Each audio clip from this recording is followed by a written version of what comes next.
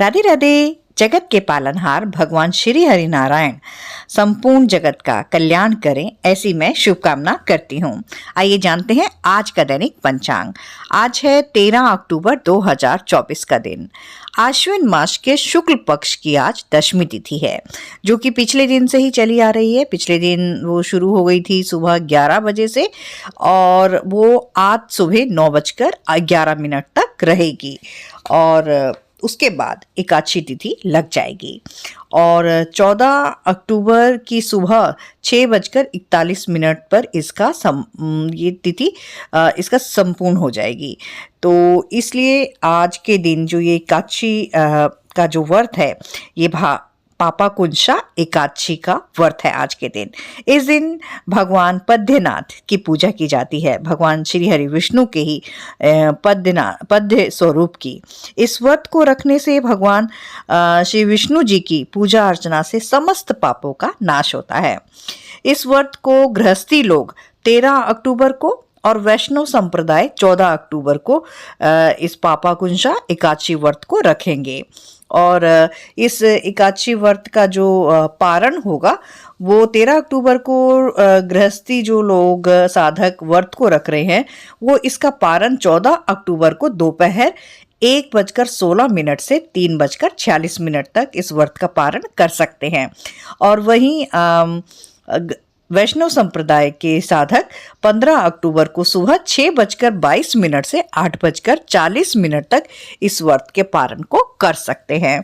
तो ये व्रत जगत के पालनहार भगवान श्री हरि विष्णु नारायण का व्रत है। तो इस व्रत को करने से वो अपने समस्त पापों को नष्ट कर देते हैं। तो इस दिन आज सूर्य नारायण सुबह 6:20 पर उदय होंगे और शाम को सूर्यास्त होगा 5:53 पर। आज का जो अभिजीत मुहूर्त है वो रहेगा सुबह 11:43 से 12:30 तक। इस अभिजीत मुहूर्त के काल में भगवान श्री हरि नारायण के हरि ओम नमो भगवते वासुदेवाय मंत्र का हम जप कर सकते हैं।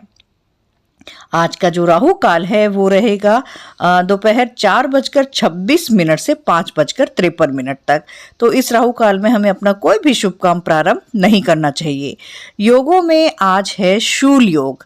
शूल योग एक बहुत ही अशुभ योग होता है।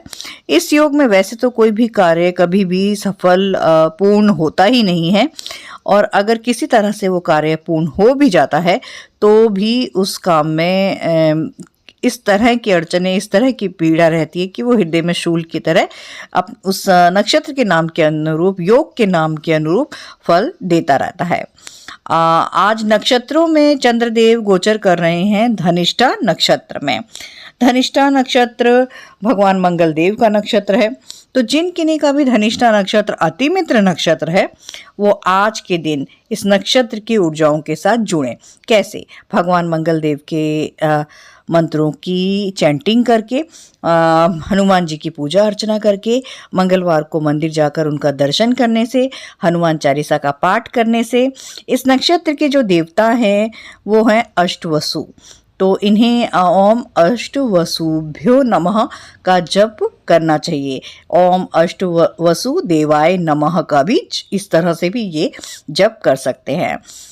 इन्हें इस नक्षत्र का जो सिंबल होता है वो होता है ड्रम या फिर फ्लूट। तो इन लोगों को कोई भी छोटी सी सुंदर डेकोरेटिव दिखने वाली कोई भी ड्रम या बांसुरी को हमेशा अपने आसपास रखना चाहिए। अपने घर पे, अपने वर्क प्लेस में ये लोग अपनी इन चीज़ों को रख सकते हैं। इस नक्षत्र का जो एनिमल सिंबल होता है वो होती है फीमेल लॉयन। तो फीमेल लाइन की कोई भी पेंटिंग भी अपने पास रख सकते हैं। इस नक्षत्र का जो बर्ड सिंबल होता है वो होता है पीकॉक। तो इन्हें मोरपंख को हमेशा अपने आसपास रखना चाहिए। मोरपंख से मतलब अपने आसपास अपने घर में सज्जा कर सकते हैं। तो या कभी इन्हें अगर किसी रिजॉर्ट वगैरह में अपने आप से गिरा हुआ मोरपंख अगर इन्हें मिल जाता है तो उसकी जो एनर्जीज होती हैं वो बहुत अच्छी वाली होती हैं। तो क्योंकि उसमें किसी भी तरह का पेन नहीं होता है, तो उन्हें वो अपने अपने पास हमेशा रख सकते हैं। इस नक्षत्र का जो ट्री होता है वो होता है शमी का पेड़।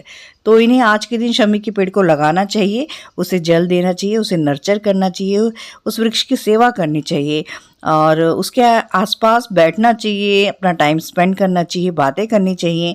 इस तरह से ये लोग अपने नक्षत्र की चीज़ों को उसका प्रयोग करने से, उसे अपने आसपास रखने से नक्षत्र की एनर्जीज के साथ जुड़ते हैं और इस तरह से वो अपने नक्षत्र का पूर्ण फल लेते हैं, अपने अति मित्र को एक्टिवेट कर लेते हैं अपने जीवन में और अपने जीवन में सुख समृद्धि को बढ़ा लेते हैं।